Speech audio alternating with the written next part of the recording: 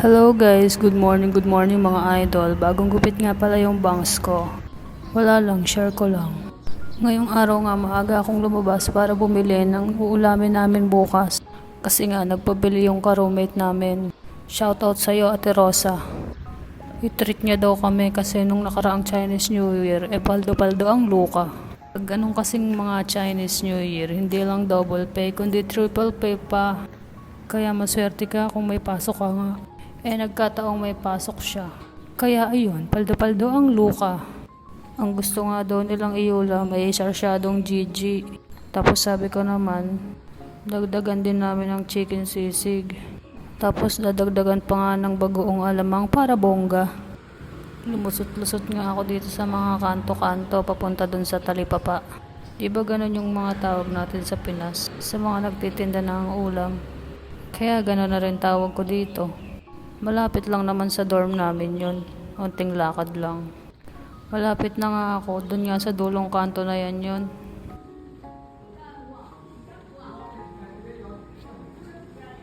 Inagahan ko na nga pumunta dito para kako walang tao. Halos alas 6 pa lang to ng umaga pero madami din na bumibili dito. Yung mga lolo at lola. Ayoko kasi sumabay sa labasan ng mga tao pag out sa trabaho kasi nga nagbibideo ako. Pero hindi rin naman ako nakapag-video ng matino dahil dadalawa lang ang kamay ko. Hirap na hirap kaya ako dito.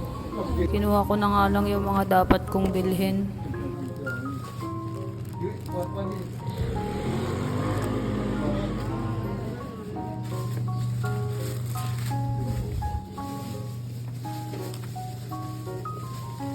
Pagkatapos ko nga kunin yung mga kailangan ko, nagbayad na din ako.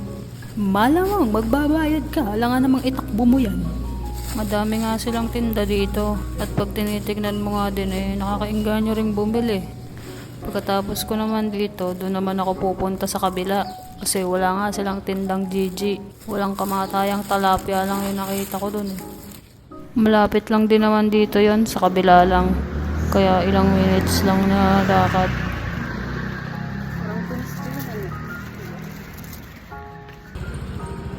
At yan, dyan na nga yun. Hindi kasi ako masyado nabili dito dahil medyo dollars yung mga presyo. Hindi katulad dun sa kabila na mura lang. I mean, mas mura ba? Sumaglit lang ako dito para bilhin nga yung GG. At buti na lang nga, meron silang tinda dito. Kinagabihan nga, maaga akong nagising kaya bumaba na ako para ihanda tong lulutuin ko. Dito nga, bawal magluto sa room kaya may designated area lang para magluto. Pagbaba ko nga may nakasetup na ganyan kasi may meeting pa kami kinabukasan. Dito nga kami nagaluto pala. sorry.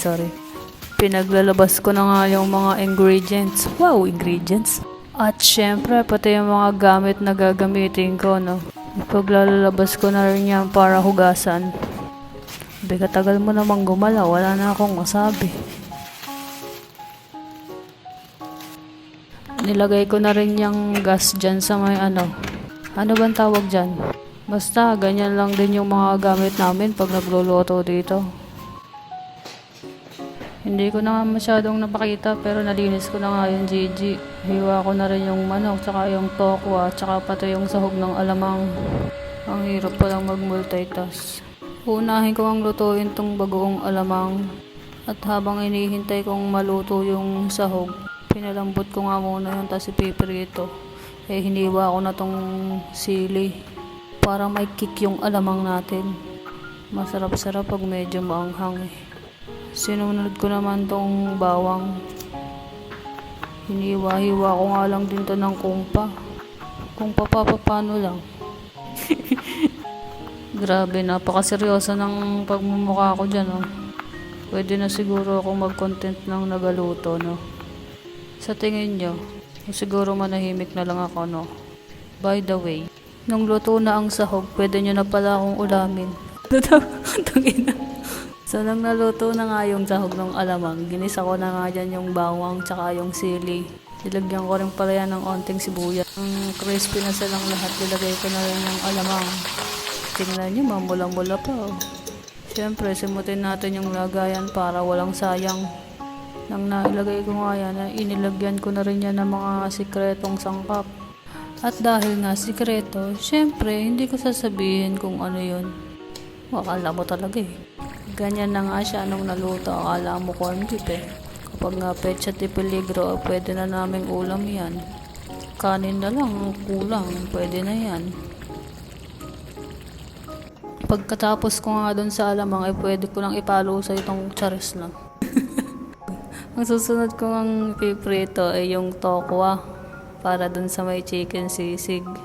Dilagyan ko na nga ito ng sangkaterbang mantika para makontento ka. Inantay ko lang na uminit yan para mailagay ko na yung tokwa.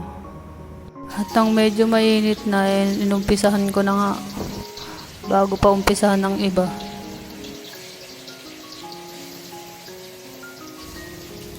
Ganyan nga yung itsura niya. Baka kasi hindi pa kayo nakakita ng tokwa eh. Hinango ko na nga yung mga ibang naluto. Tapos nilagay ko na yung second batch. Pagkakasyahin ko nga sana lahat eh. Ayaw magkasya. Pagkatapos ko namang maprito lahat ng tokwa, ay sinunod ko naman tong punyetang manok na tong tumitilansik pa. Na-stress yung bangs ko dyan. Putang ina. Ay sorry pala sa bad word. Kasi ayaw niyang maglubay kakatay. Tingnan mo diba? Lumalayo ako. Pero syempre di tayo papatalo dyan. Manok ka lang. Ako na to be. Ako na to. Hindi ikaw ang sisira sa pagbablog ko be. Tandaan mo yan. So ito na nga siya. Naglubay rin siya. Kakatalansik. Nag golden brown na nga siya. Pero hindi pa luto yung loob niyan. Tapos naman yung tokwa. Kinayat ko na rin. At nang may naluto na, hinango ko na nga. Tapos nagsalang ulit ako ng second batch para mahiwa ko na rin to. Siyempre, para mabilib kayo sa akin, hindi ko na pinalamig yan. Hiniwa ko na ng mainit para mapaso ako, diba? Ito na nga yung second batch at malapit na rin siyang maluto. Ay, luto na rin pala yan. Kaya hinango ko na para makapagpirito na rin ako ng galunggong. Isa pa tong galunggong nato. Ito lansik din ng talansik eh. Sana yung bangs ko, kagugupit ko lang nito eh. Isa ko na nga lang ilagay yan. Tapos, siyempre, tintay kong maluto. At dahil nga nagmumultitask ako, no, habang piniprito ko yan, siyempre, maghihiwa ako ng manok. Ilang piraso nga lang yun ilagay ko kasi talansik siya ng talansik eh. Luto ko naman na lahat. Nagbisa na nga ako ng kamatis. Ayan. Hindi ko na masyadong nag-video-video. Nahihirapan na ako putang. Ay sorry. Nilagay ko na lahat ng dapat kong ilagay dyan. Ewan ko na lang sa'yo kung masasabi mong nagkulang pa ako. At dahil nga matatanda ang kakain nito, naglagay nga ako ng gulay para iwas high blood. Be, mahirap na. Monitoring pa naman sa high blood yung mga yun. Charis! Joke lang, baka magalit. Hinantay ko nga lang lumambot yan. Tapos nilagay ko na yung mga isda at kung ano-ano pa. At yan na nga yung itsura niya. Mukha na siyang sarsyada. Mga bakla. Mukha din naman siyang masarap, no? Siyempre, i-montage natin yan. I-montage mo. Nang naluto ko naman yung sarsyado, ibinalik ko nga dito sa kawali yung nahiwa kong manok tsaka yung tokwa para dito ko siya imemekos-mekos. Tapos yung mga kalat ko. Lagay ko na nga yung mga bawang. Ay, sibuyas pala yun. Saka sili. Tapos, ibinuhos ko na rin yan yung sikretong sauce. Oh, sikreto pa nga. Papagod na ako. Siyempre, hindi mawawala yung tiki man time at tinikman ko ngayon at first bite. Napaka-OA. Ang putang na. Tignan mo naman. Siyempre, tinikman ko ulit yan sa pangalawang pagkakataon at napaka-OA pa rin ang friend. Bakala, napaka-OA. Yan na yung mga niluto ko. Tapos na yung alamang, tapos yung sarsyado, tapos yung sisig. Chicken sisig. At yun lang, sana nagustuhan nyo. Nag-enjoy kayo sa vlog ko. Yun lang. Bye-bye! チャンネル登録お願いね。